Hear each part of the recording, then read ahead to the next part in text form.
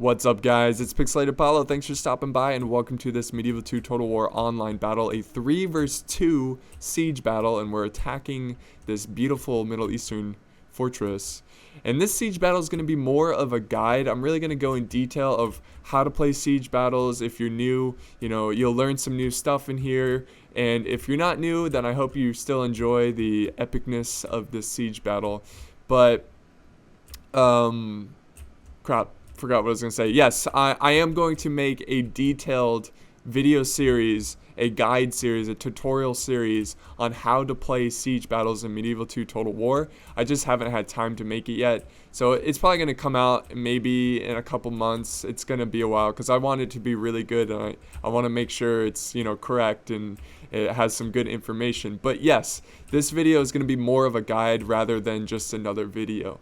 But before we get into strategies, guides, let's just quickly look at the armies and the players. I'm playing as Denmark, and over here we have the Hungarians, commanded by Emperor of the Great Unknown, and all the way on the other side we have the Holy Roman Empire, commanded by the Rhine King. Now inside the fortress we have Scotland, commanded by Katrina Cyber. I'm sorry if I'm mispronouncing your name. I'm just going to call you Katrina. And we have Egypt, commanded by This Is Sparta. Both these players were fairly new. I think Katrina is not as new, but I think This Is Sparta is somewhat new. So I'm going to talk about their mistakes. Again, don't take it personally. It's all about learning. It's all about having fun. I had a lot of fun playing this, so thank you guys for playing with me. But again, I am going to talk about some mistakes they made and some army comp. I'm just going to talk about everything. So I hope you enjoyed this one. Let me go ahead and press play. Now let's go ahead and look at the army comp, starting with Denmark, or my Danish troops here. For Cav, I have Scouts and Huscarls. Now it's always really good to bring Cav to a fight, and I'll show you why right here. Sometimes the attackers or the defenders can be very aggressive and go after objectives like your cannon artillery. So it's good to have a cheap Cav unit if you can just afford one, and they'll help zone out the enemy Cav. So look right here, I'm moving up my archers because they're not under any kind of charge threat, and then I'm moving up my Huscarls, and I'm gonna flank around my Scouts here. Scouts a very cheap Cav unit, very fast, and then I'm gonna close the jaws on this Camel Rider unit. So, and it breaks instantly. So this is why you want to bring. Let's let this guy finish. Alright, thank you, good sir. That's why it's always good to bring at least one Cav to protect your army, because the attackers can be really clever and send out, units and go after you. Your artillery is key. If you lose your artillery, you're looking at a very tough siege. Now, speaking of artillery, you want to make sure you bring as many artillery as you can. So if the rules are 2 artillery, bring 2 artillery. Also, make sure you bring siege equipment. I see this all the time. People don't bring siege equipment. I do it all the time. Sometimes I forget, but if you can, bring siege equipment. It's free. You don't lose anything from it. There's a no risk by bringing siege equipment. So always have it, even though you don't need it. Alright, so I have my 1 cannon, and I have 4 Norse archers. Pretty good versatile unit. You want to bring, if you're attacking, you want to bring about 4 to 6 archers. Now, some situations it might be less, some might be more, but most cases 4 to 6 archers are a pretty good starting point. And now looking at my heavy infantry. Now this is the key of a siege battle, is your heavy infantry. They will win you the battle. Oh, so many cutscenes. Right now we're just tearing up the walls. Oh, sorry. And let's see, looking at my heavy infantry, I have 4 dismounted chivalric knights, a really good infantry unit. And I have dismounted feudal knights, again another great heavy infantry unit. And I have 4 dismounted Huscarls. So make sure to bring, a lot of heavy infantry. I'm bringing, let's see, I'm bringing 12 heavy infantry. And you want to bring as much as you can, because that is key. I put my general in my heavy infantry unit. Again, this is more of like I prefer to do this kind of thing. You can put your general in a Cav, but I just like putting them in the infantry, chivalric knight. So that's pretty much my army. Let's go ahead and look at the Hungarians. He's got 3 crossbowmen, or yeah, just 3 standard crossbowmen, and he has about 4 Pavi's crossbow militia. Now, Emperor the Great Unknown, he likes to bring a lot of archers, because he's really good with his archers. He kills a lot of defending armies with archers. See right now, see how he's doing this? This is a really good strategy you can do with your crossbows. Send them forward, and they can fire at defenders that are just guarding that gap way. So that's a great strategy you can do there with archers. Just be patient as a attacker, you know? Don't just go all in. Just take your time. But see, he's losing men here, but it doesn't matter. It's just a cheap crossbow unit, and look at all the kills he's getting. This matters because this is infantry. Now, this is just Highland rabble, which is like peasants of Scotland. So it's not that big of a deal, but this is just a good example of how crossbows can be used very effectively when attacking. Now, what else does he have? He's got 2 halberd militia to protect his crossbows. He's got a artillery piece here. He has his general's bodyguard, and he has 1 hussars, so bring in some cav. And he has 4 dismounted feudal knights and 4 dismounted chivalric knights. So I went more with heavy infantry, good heavy infantry, and he went more with archers. But again, our armies are pretty much the same. He just has a lot of crossbows, which is fantastic. And looking at the Rhine King has another great example of a good siege army. You want to bring a lot of heavy infantry. He's got 5 dismounted feudal knights and 4 dismounted imperial knights. This one has his general in it.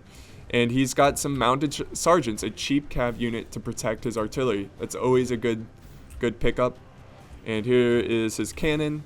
And he has 4 Pavi's crossbows, a good number of crossbows, 4. And he also brought some religious fanatics. So if you have some leftover cash and you have like an awkward amount, just get a cheap peasant unit. You'll never know when it can be handy as a meat shield or something like that. So those are all the attacking armies, and that's a good example of good attacking armies. This is just a basic, you know, have this, think in your head, be like, all right, I'm going to bring about 4 archers, a good number, 8 to 12 heavy infantry, at least 1 to 2 cav, and always bring artillery and siege equipment. Just always do that, and you will do really well in a siege battle. Now, we're just continuing to fire down the walls. Pretty soon, I'm going to look at the defenders and talk about their armies. But yeah, I was going to say something, but I'm drawing a blank. Anyways, let's just look at the defending armies. Now, Egypt is not a very good faction in siege battles, defending or attacking. So if you're a really good siege player, then, oh yeah, Egypt's fun because you have to be creative and it's completely different. But if you're new, you want to bring factions like Spain, Portugal, England's pretty good, Scotland's good at defending. Who else is really good? The Holy Roman Empire is pretty good. There's most of the Italian factions like Milan, Papal States, Venice, all really good siege armies. All those factions, they all have one good thing in common. They have really great heavy infantry, and that's what's going to win you a siege battle. It's all about those choke points. So looking at Egypt, he's brought 3 camel riders. Now, that's a bit too much. If you bring like 1, I think that's pretty good. It's good to have a mounted archer unit for defending. Just 1 though. He's better off just using more heavy infantry. He's got about, I think, 5 tabaduria. Now, this is a problem with Egypt. Their best infantry unit has a 2-handed glitch, which again, their animations are too slow, so they're constantly blocking. So they're kind of bugged out. But tabaduria, they're pretty good. You just want to make sure to get that charge off. And Scotland moving up some forces. Egypt made a big mistake here. If you look, he has a lot of dead tabaduria. He put his troops on the walls. You never want to put your heavy infantry on the walls while bombardment phase. In fact, you shouldn't even put your archers unless you see a good opportunity. Do not put your heavy infantry on the walls. The problem is that we're attacking them on 3 sides. So it's going to be really annoying, especially since the walls are really buggy. Sometimes the troops just stop running because what happens is when you tell your heavy infantry to get off the wall, once another volley hits the wall, they stop running for some reason. So you have to babysit them and make sure they get off the wall. Right now I'm rushing some scouts, try to kill this Nafatoon unit. Nafatoons are pretty important in a siege battle, and if I can kill them early, that would be huge for us. So that's another good example how you can use siege. You can just, go suicide mission straight into this siege environment and just try to kill a really key Nafatoon unit. Again, my scouts were cheap and pretty much pointless at this point, so killing a very good unit will be a very good trade.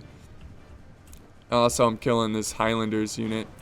So looking at the rest of Egypt's army, he's got about 3 Nafatoons. I think it was 3 Nafatoons.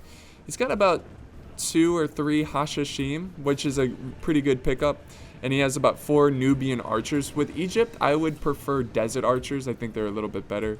But Nubian archers will get the job done too. And he has his general's bodyguard, which is good, though I prefer to have mine on foot. And here's more Hashashim. I think he has about 4 Hashashim. And at this point, they're going to retreat, which I think is the best decision here. We would have just overwhelmed them. So they're going to retreat and try to hold the defenses. Now, Scotland's kind of making a mistake here. He's keeping his pikemen behind at this choke point here. You want to just retreat all your forces at this point, because you really want your forces concentrated. You don't want to spread out your forces because you will be outnumbered and outmatched. So your best bet is to go back into the keep and defend the keep, especially the way this Middle Eastern fortress is set up.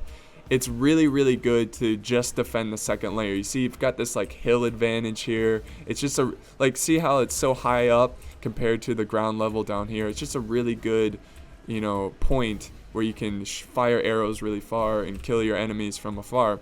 So defending this second layer is probably your best bet in most cases.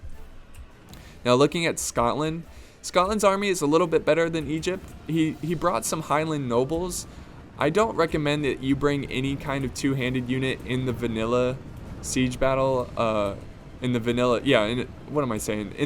siege environment. Don't bring two-handed weapons because like I said, the two-handed glitch makes them really bad, and it's just a waste of money. You're better off just getting feudal knights or noble swordsmen or anything with a shield and a sword.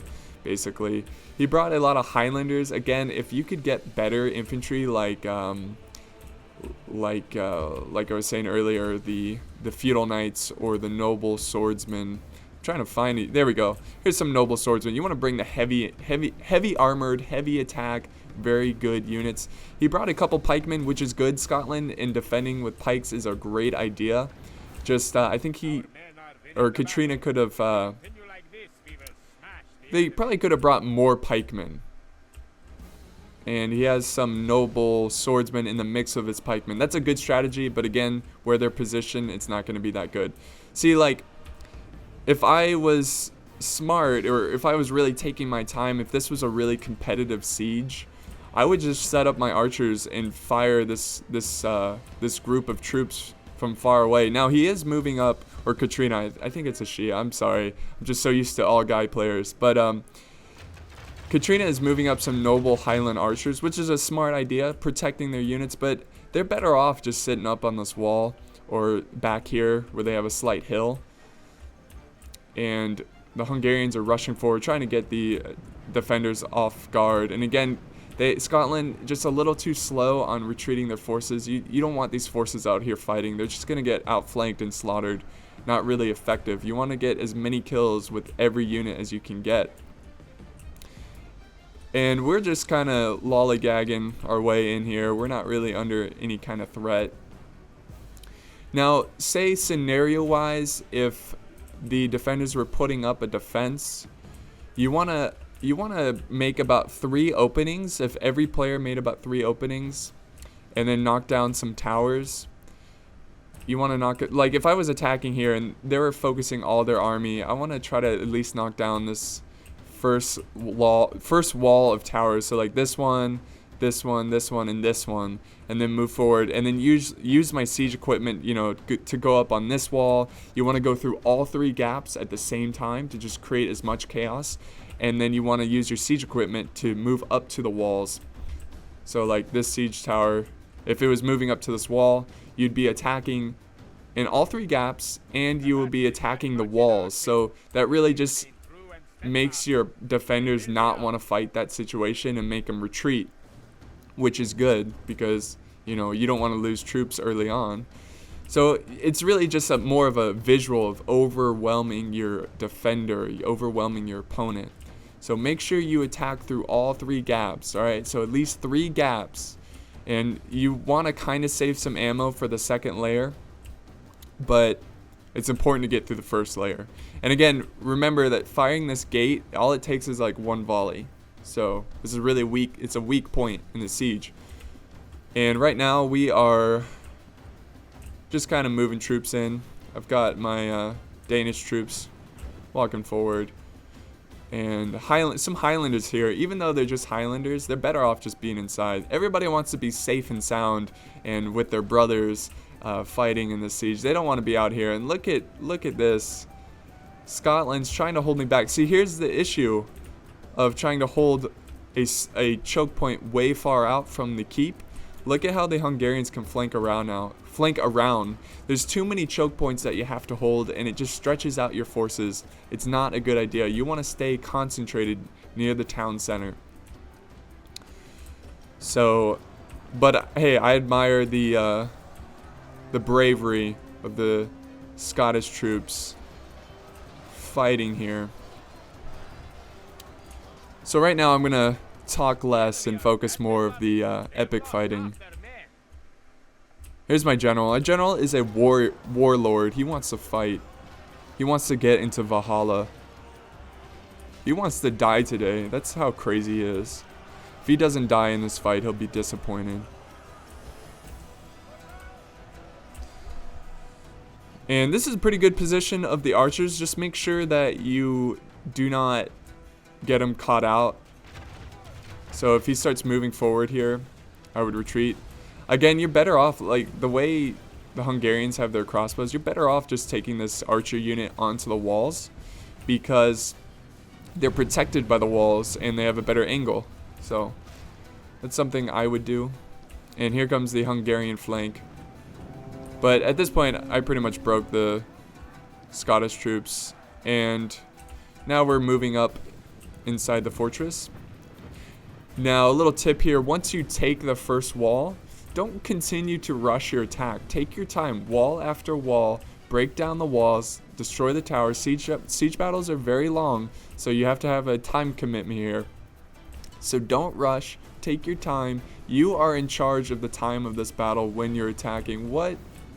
Wow, look at all those fire arrows. Look at them. Woo! That's cool. I saw them in the background and I have OCD. Okay, anyways. Or, not OCD, ADD. So yeah, see how we have our infantry behind the walls? We're protecting them from enemy fire. We're taking our time. We're letting our cannons do our work. And then once we feel like we destroyed enough walls, so again, at least destroy about 3 gaps. Try to destroy as many towers as you can, and then move forward again. And we've got some Noble Highland caught out here. Another big mistake. Archers are really, really important, especially for the defenders. You want to have your archers, you know, in good positions. And look at this, they can't get in now because they're breaking, which is kind of sad, so they're going to get slaughtered. Good defending armies, I didn't really go in detail, but it's pretty much the same as attacking. You want to have about 4 to 6 archers, 8 to 12 heavy infantry, maybe a couple units of cav. If you're allowed artillery, you can get like a mortar or something like that, or a catapult, which is pretty useful. But with your mortar, I would save it for the end of the battle, so when all the troops are grouped up. And right now, we're just cleaning up the attackers. So again, guys, if you're not new to siege battles, I'm sorry, this isn't exactly the most close and epic siege battle, but nonetheless, I hope you're enjoying it. Now he's sending out some Tabadoria to try to save these poor souls, these Highlanders. But at this point, I would retreat your forces. Once the enemy runs away, you need to run away. Because right now, he's open to archer fire. So don't be too aggressive. Let the attackers come to you when you're defending. Use those walls. It's important to use those walls. But he's going to continue this charge. They're unprotected and unsupported. This unit is not going to last long. I'm sending some dismounted Huskarls over here to support my ally. Look how they're just getting shot to death right now.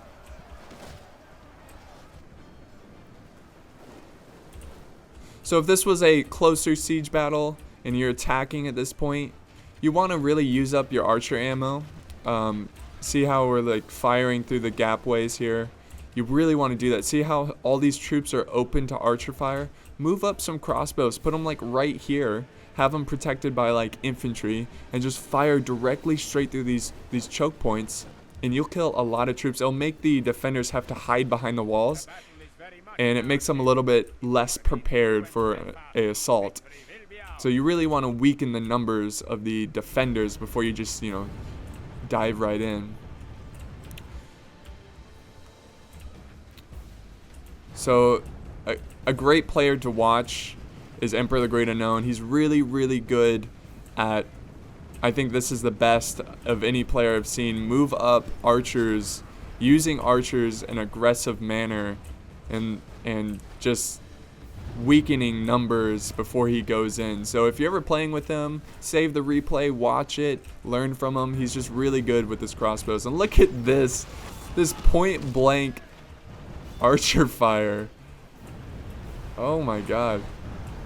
They're like 20 feet away, 15 feet away from each other. This is ridiculous.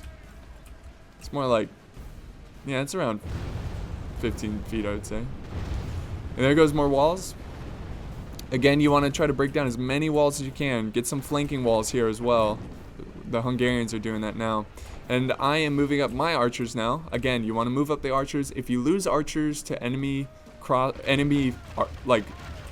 archers, so like moving up your archers, my archers are going to be in range of their archers, but that's okay. I'd rather them use their ammo on my archers rather than my heavy infantry. I'm sorry, that took me really long to explain. I kind of destroyed that. But anyways, move up your archers. Don't be afraid to lose archers, because they're not as important as heavy infantry. You want to keep your heavy infantry healthy, because your heavy infantry will be in the trenches. Again, Egypt here getting a little impatient. You don't want to come out and fight. You just don't. No, it's a good move to like disrupt the archers here. Try to get some heavy infantry in here and try to silence the archers. But since all these archers are supported by other archers, all these troops are just going to they're getting shot at from all different angles. You're just losing troops, and it's not a fair trade. You're going to lose on this trade. So again, I know it can be frustrating at times when the attackers are just putting so much suppressing fire on you, but wait for them to move in. And Scotland really doesn't have a lot of troops left. They lost most of their forces outside, so they're kind of low on numbers. And this is where we're going to do our full assault for the final push for Valhalla, man. Here's another tip for you guys. When you're going through gapways, don't rush all of your army through that gapway. You want to send about 1 or 2, maybe even 3 at a time. I think 2 max. And so like, say if Scotland was holding this choke point and they were like fighting like right here. There goes the gate. That was actually a really good shot from the cannon because it was super far away. Anyway, so like say Scotland's holding this choke point here. You want to just have 2 units fighting. And then once one unit like either breaks or gets really depleted, send in another unit. Have the rest of the units as reserves, just resting. Because if you send them all at the same time, the units in the back, it'll show them fighting. It'll say that they're fighting. It'll say that they're fighting, but really they're just standing there kind of moving around and just getting tired. So it's a good way to get your units tired. You don't want to do that. And look we're pushing through all gapways at the same time, just trying to overwhelm the defenders. Oh, what is this? Hungarians moving up their cannons.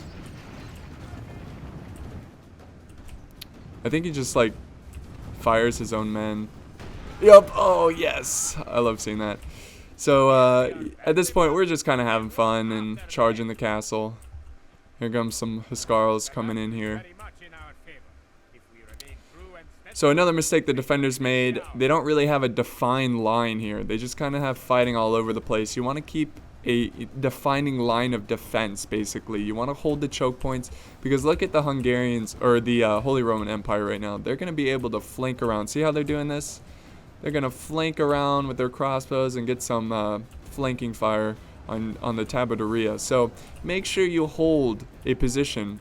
Now, good positions to hold in here are, you know, like right here, this like little tilt or little hill here. You can fight down here and have archers up here firing, or just holding the choke points, keeping the enemy back, or retreating all the way up near the town center and just fighting like right up on this ridge, having your heavy infantry just hold the line. But let's do some slow-mo. Oh, that's fast forward. I'm sorry, guys. Some slow-mo here so we can see some awesome content for you guys. Tabadoria, I love them. They're not the greatest, but I mean, they're top 10 for sure. They're, for their price, they pack a punch, but I mean, that's all you can really bring is Egypt, and I love watching them. If you watch them closely, they defend more than attack, because their attack animation is about half a second or a second longer than like a one-handed sword weapon. See that? See, he was about to go in, and then the religious fanatic swings really fast and stops him. See if it happens again. See? Just right there. He stopped him from his attack. That poor soul. Oh, man. He's down. A little sweep attack. Now the Hungarians are pushing the town center, and we have some Imperial Knights. And this is actually pretty funny here. We have very healthy numbers charging in with just massive numbers, and the Emperor Great Unknown's general somehow dies. I don't know how that happens. Like, was it a cannon shot? I'm trying to find his general though, but so yeah, at this point, if you feel like you can't hold the choke points, retreat to the town center, because that's where you'll have infinite morale. Holding town centers is a key defense in siege battles, you know, because of that infinite morale. So try to use that to your advantage. I know I've been talking a lot and it might be a little bit confusing, but don't worry, I will have a more detailed guide in about a month or so. It's going to be a while because it's going to be a lot of work. Oh, there goes watch the general. Here he comes. How does he die so fast? Alright, let's do normal speed now. There goes the enemy general.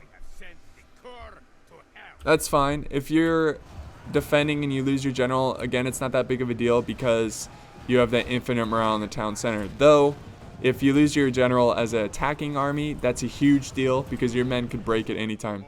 There goes the Hungarian general. I don't know how he died so quick. I don't know. That cracked me up. And then Emperor the Great Unknown, he's like, what a wimp. What a wimp. I guess he just charged in the center too far and just got overwhelmed. But right now we're just cleaning up the forces.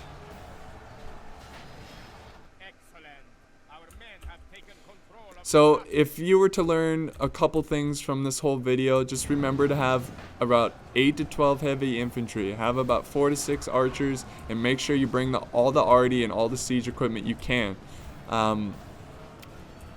Good armies for siege battles, whether attacking or defending. You've got Spain, you've got Portugal, you have England, you have Milan, you have Papal States, Venice. I'm probably missing a couple. France is really good. The Moors, a great Eastern style army that have the Christian Guard, and they have the peasant crossbows, which are amazing. And they have the Hashashim. Hashashim are really good in siege battles because they can hold choke points, and they have those double hit points, or the 2 hit points, so they're really good. So that's just, and for army comps, that's what you should focus on. Just 8 to 12 heavy infantry, 4 to 6 archers, max artillery, and maybe one cav unit, one cheap cav unit. And now the men are cheering. Look at them power sliding to the ground. That's awesome. So that's the end of the battle. But there's a couple more things I wanted to talk about. When you attack, remember to take your time, destroy multiple choke points, destroy multiple walls, go through them all at the same time, and use your siege equipment at the same time. Just overwhelm your defenders, your opponents.